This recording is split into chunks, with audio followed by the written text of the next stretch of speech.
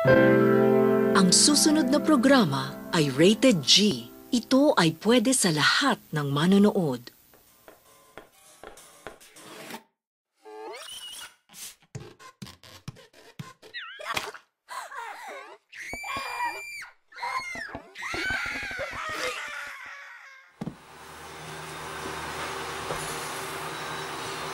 Hi, Ate Ma. Unang-una sa lahat, wala kaming balak paiyakin ka. Pangalawa, wala kaming pera kaya ito na yung maireregalo namin. Pangatlo, kahit wala kaming balak paiyakin ka, nagkataon lang na meron kong kaibigan na magpapaiyak sa'yo. So, sit back and enjoy the show. Kaya ba? Oo, okay na. Paano ba? Ganun din Kaya po. congrats pala kay Ate Ma at siya na siyang certified engineer ngayon. Tapos, salamat din pala at naging Pwede dito yan. friends kami, maski semi-friends lang. Salamat sa kulitan at sa kaparangkahan. Bakit? Ay, niloko ko yung bato eh! Tapos, by the way, sa paglalakad mo haba safe trip, sa God bless na lang. Sa kita-kits na lang soon pagbalik nyo. Yun lang. Ano ang magandang task mo para kay Big Brother? Wala. Si Ate Mariet, first ko na nakilala yan nung meeting ng ASC officers. Dal-dal-dal na yun eh. Hindi ko alam kung anong pinagsasabi. That time, hindi ko pa masyado siyang kilala, kaya hindi ko alam kung maiinis ako sa kanya matatawa. Pero habang tumatagal, simula nung nagkakasama kami, siyempre nakikilala ko siya, maliit, maharot, madaldal, kapag mapuna, ano pa, bully, yun talaga eh. Bully talaga si Ate Mariel. Hindi. Ate gusto ko lang sabihin sa'yo na kahit anong mangyari, nandito lang naman kami mga friends mo. Good luck dyan sa bagong buhay mo. And sana, maging pa din, friends pa rin tayo. Tsaka, may isang bagay talaga na hindi ako makakalimutan na magkasama tayo. Pero, syempre, tayo lang nakakaalam nun. Yun, sige Ate mag-iingat ka dyan parate. Huwag kang magpapapayat. Tsaka, alagaan mo sa hindi mo. Ayun, bye-bye. Ingat ka dyan. Love you, mama. Si Ate Ma, sa totoo lang, lately ko lang talaga siya nakilala at naging ka-close. Actually, nung first year ako, di ko talaga siya nakikita.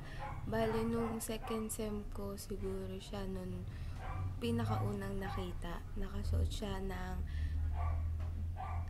pang training na damit.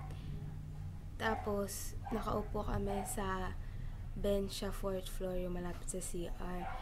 Tapos, nung una ko siyang nakita nun, ang hirap niyang ngitian. Kasi, iba yung aura niya nun, tsaka mukha siyang bad trip. Pero, lagi ko din pala siyang nakikita nun sa Dean's office. Akala ko nga kamag-anak niya nun sila Ma'am J. Kasi nga, Jimenez din yung apelido niya, diba? Tapos sa tuwing nagtutugma yung mata namin ni Ate Ma pag nagkikita kami, parang ang sama lagi ng tingin niya, kaya parang ang hirap niyang i-approach para sa akin. Nakilala ko ata siya nung second sem lang sa ESC office yun eh. Bale, kaming dalawa yun ni Reg. Doon na kasi kami laging natambay nun kasi wala na kaming ibang mapuntahan. Kasi nga, dalawa na lang kaming babae nung mga times na yun. At doon kami laging nakakasama ni Ate May kasi busy ata yung iba at doon din niya napagpasyahang ampunin kami. So, hindi talaga namin siya kapatid. Nanay talaga namin siya. De joke lang. So, yun.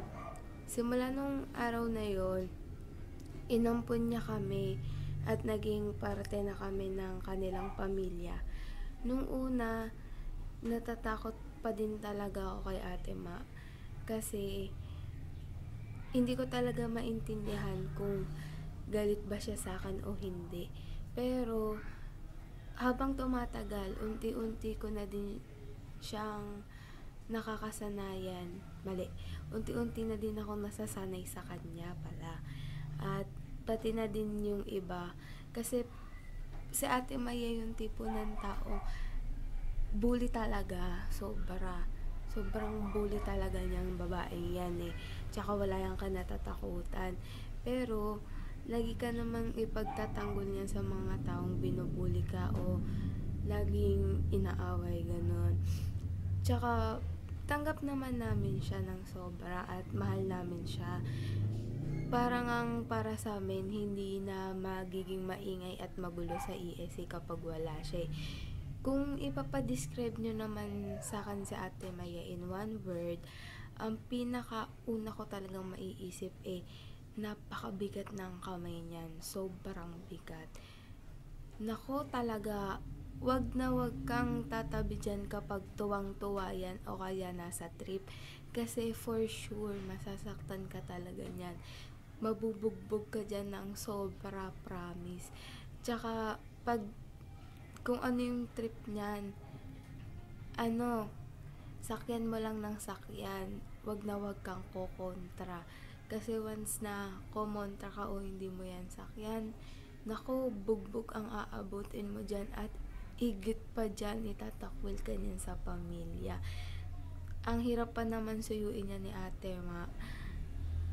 Sa dami ba namang beses na tawag dito, na hindi ko sinakyan yung trip niya. Ang daming beses na din ako niyan tinakwil at ang daming beses ko yan sinuyo. Ay, lagi ko nga sinasabi sa kanya it runs from the blood, ate.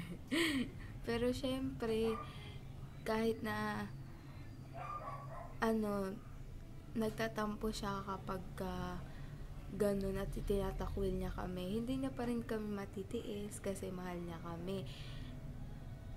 Kaya, babatiin niya din kami maya-maya.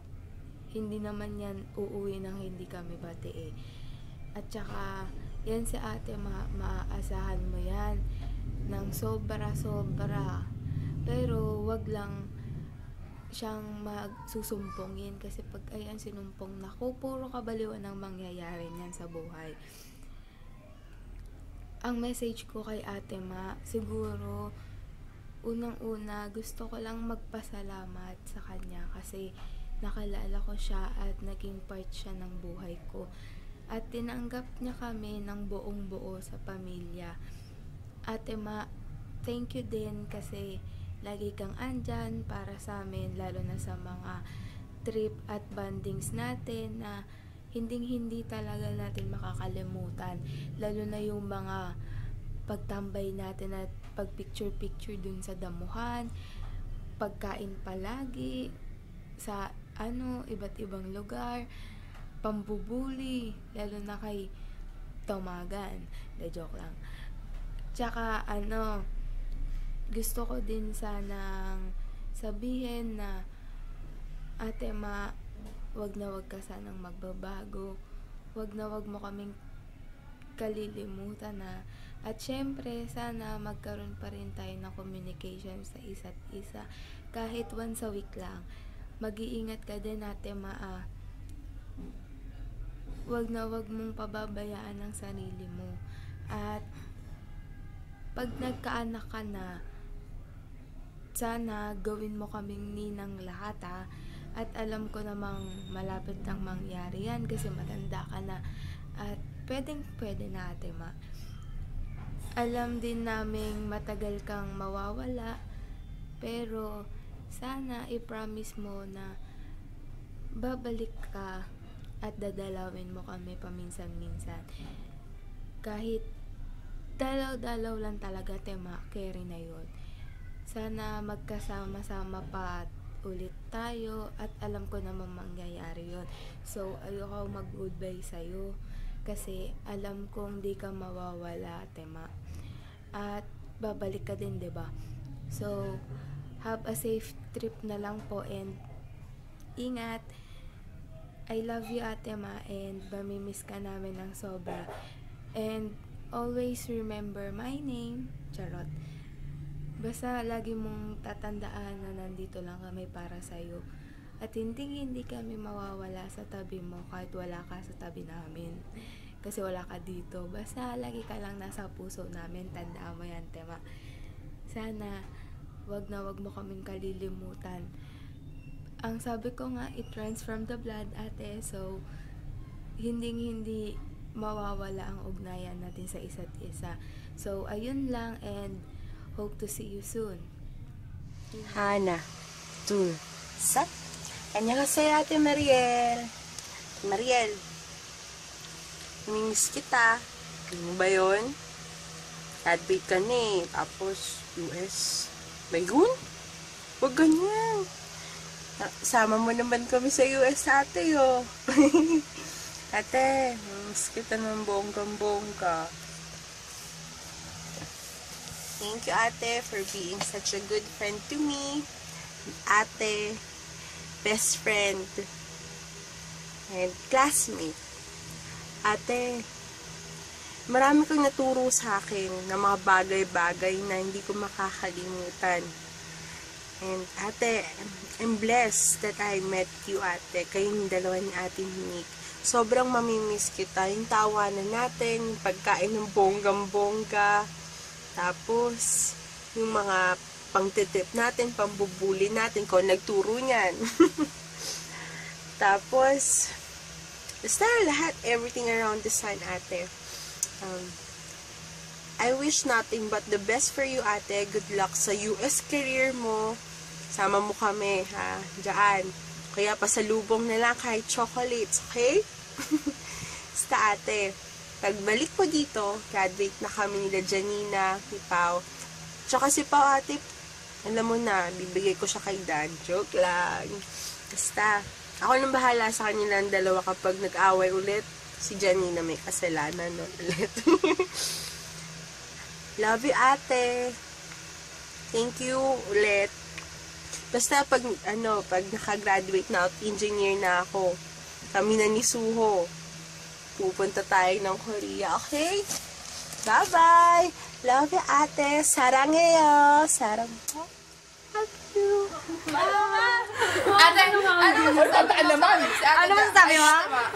Then suddenly, biglang umiyak si Sakalin si Royce ngayon, nakakainis yung kasama ko. Sabi mo na, hindi. Anong oras na? Kita dyan, Royce eh. Balik kay Ate Mato, hindi sa akin. Kasalanan niya ka mo. Away magkasama po yan. Kaya niya sa dulo, init na lang ba? Baka Pilipino time daw ni Royce. Ay, grabe na sa Luis. Nag-undertime pa ako, pumunta siya 7 o'clock. Dapat Di ako lang akong ihingin pa sa Away lubong. magkasama po yan. Baka intindi na. chat ko naman sa'yo, wala akong sa mood. I miss you.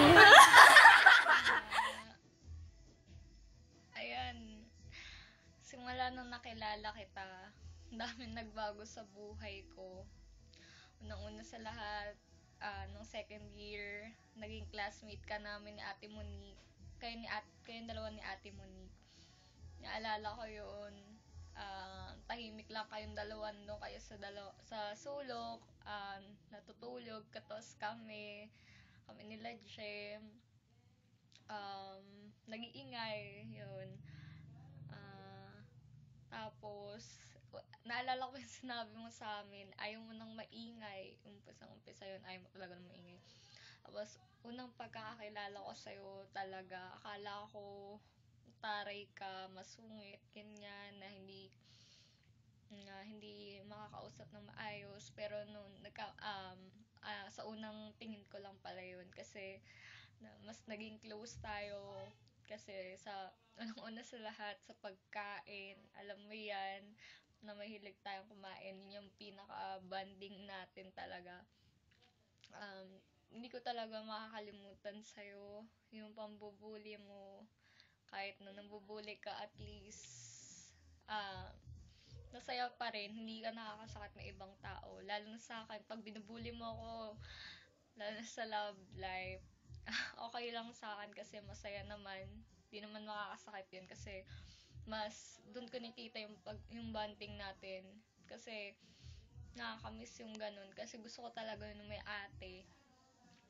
Gusto ko talaga yung may ate ako or may masasandalan ako ganyan. Thank you sa lahat.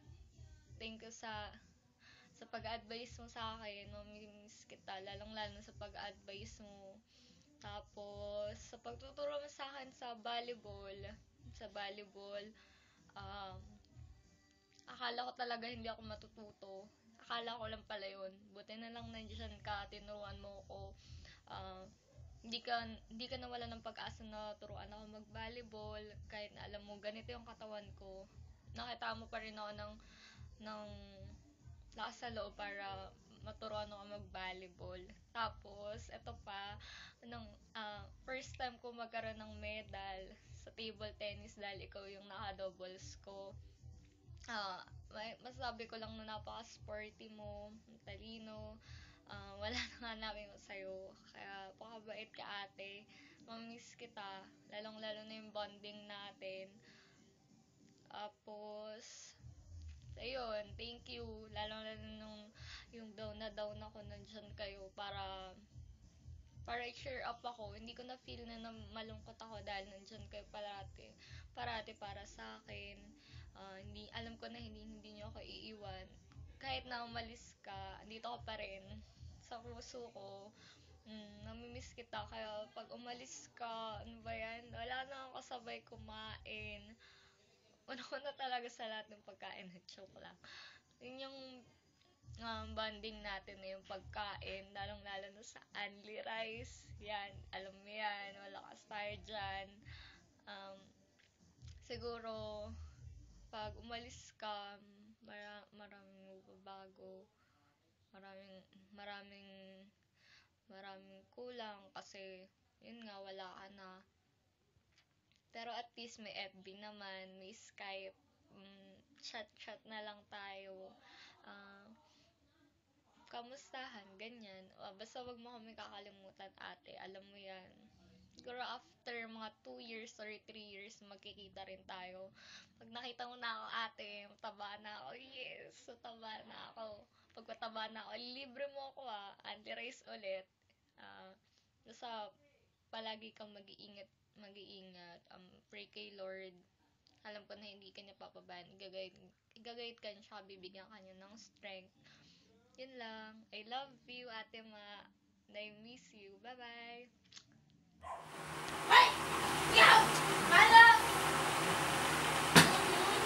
So, yun nga, Ate Ma. Wala akong balak paiyakin ka sa umpisa pa lang. Kaya, magpapasalamat lang ako kasi naging magkaibigan tayo, naging ate ka sa akin. At marami kang tinurong kalokohan. Lalo na to. So, ate, ano ba? Sensya na akong bagong ligo. Nagmamadali na rin ako eh. Tinanghali ako gising. Pero, yun nga. Salamat ulit. Good luck sa bagong adventure sa buhay mo.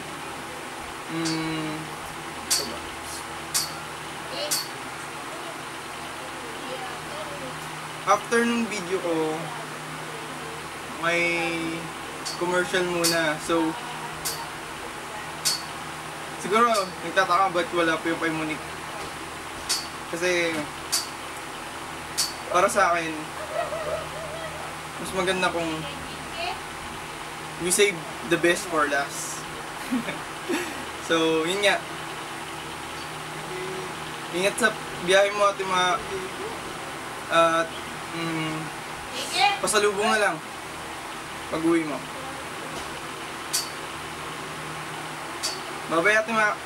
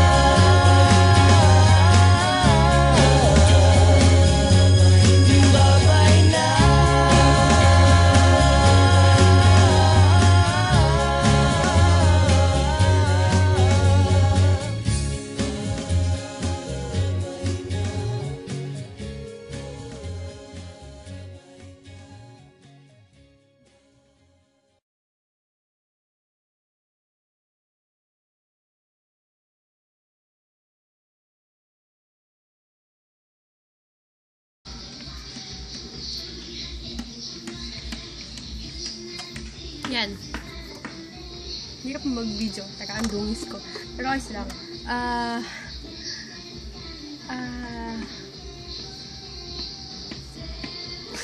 Hindi. First question. Kailan tayo nagkakilala? Nagkakilala kami ni Maye first year sa Perpetual. Hindi ko alam kung paano kami naging close eh. Basta kahit saan lang yun eh. Sa 500, room 500 o sa room 416, nagkausap siguro kami. Pero yung exact moment na naging close kami, hindi ko maalala eh.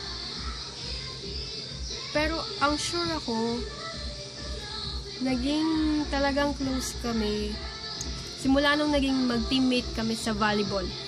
First year pa lang teammate na kami. Tapos, after nun, paras pala kami mahilig sa sports. Paras kaming medyo lalaki. Kaya laging kami na yung nagkakasama. Tapos, ang pinaka-moment na talagang nagkasama kami ng matagal eh, naging close talaga kami. Talagang naging close kami nung parehas kaming bumagsak sa Solmen. Oh, parehas kaming bumagsak. Kaming dalawa lang ata yung babaeng bumagsak nun eh. Pero, yun nga. After nun, lagi na kami magkasama. Lagi kaming nasa Crosstech, dun sa may kainan nila ate, dun sa may Shumayan. Kaso ngayon, wala na eh. Yun, simula nung naging close kami, dun ko din nakilala sila.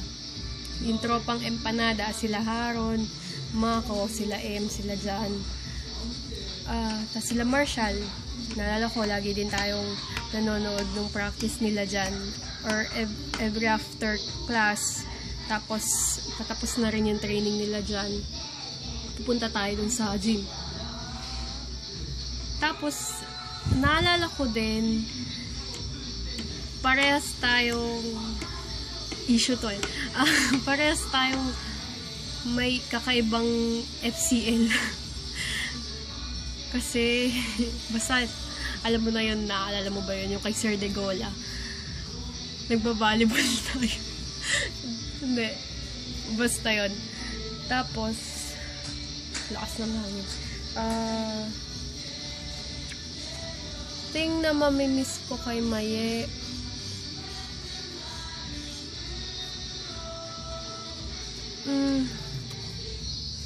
yung simula kasi nang naging close kami, siya na yung tagatali ng buhok ko eh. Mahilig ko siyang magpirintos pag mahaba yung buhok. Alam nila Janine na yan eh.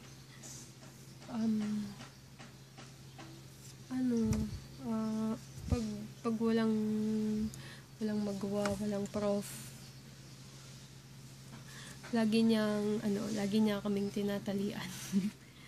Pag nakakita siya ng mahabang buhok talaga. Ngayon kasi hindi niya ako matalian kasi hindi pantay yung buhok ko eh. Lagi niyang tinitirintas yung mga buhok ng mga babae. Tapos, hindi ko makakalimutan yung lakas ng hangin. Hindi ko makakalimutan yung mga hampas niya.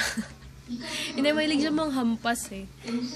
Alam nila yun, iba nga nagagalit eh. Simula nga nang naging close kami, lagi na niya ako hinahampas. Hindi ko alam kung bakit niya ako nagrereklamo.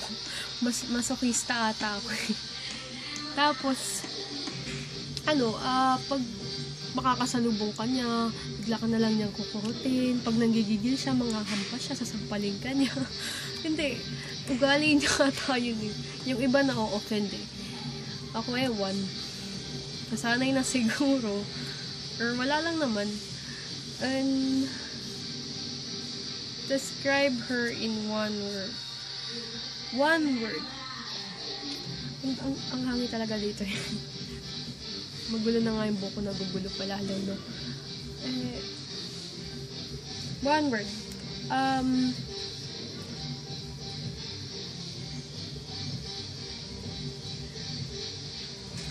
Si Maye, pag sinabing Maye, Pag sinabing Maye, matapang. Matapang kasi bukod sa kabitay niya siya. Matapang eh. Naalala ko na nung kinikwento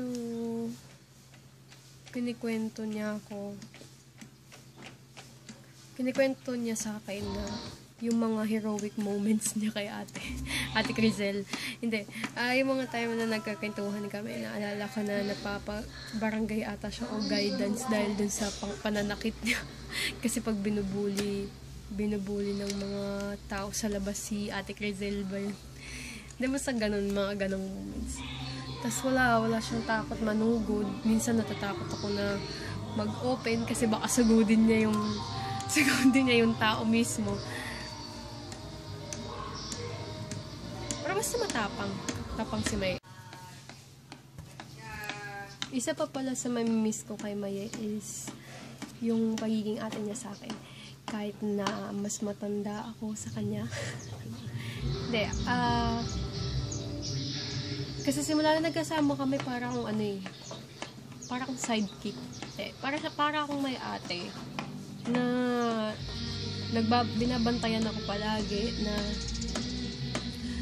pinapagalitan ako. Pag may mali akong ginawa, binabatukan ako. Hindi ko naman talaga alam kung ba't hindi ako nagrereklamo. May nagbibigay siya ng advice. Sasabihin niya pag mali yung desisyon. Pero kahit na maging makulit ka or magpasaway ka, sasabihin mo hindi mo nagagawin pero ginawa mo pa rin. Magagalit siya sa'yo pero pababayaan ka pa rin niya kasi diba, respeto naman niya yung desisyon na gagawin mo. Ayun, yung pagiging ate niya sa akin, parang kasi talaga siyang ate. Message ko para sa kanya is mag-iingat ka doon. Unang-una talaga pala, mag-iingat ka doon. Pangalawa, huwag kang manlalalaki. Hindi. Pangalawa, ayun, pag namimiss mo kami, at kung sakalin mang mamiss mo kami dito, kaming 6 na naiwan mo, may FB naman. Makakausap mo pa naman kami. I'm sure naman na we'll have time to reply. And, English yun, pinag-isipan ko talaga yun. Basta, chat mo lang kami or Skype, kahit ano. Nandito lang kami para sa'yo. Kahit na magkaroon ka pa ng maraming kaibigan dyan sa ibang bansa. Pangatlo, nakaka-inggit kasi maka-experience ka ng snow. Gusto ko ng snow. Hindi. Good luck sa career. Good luck sa lahat ng bagay na gagawin mo.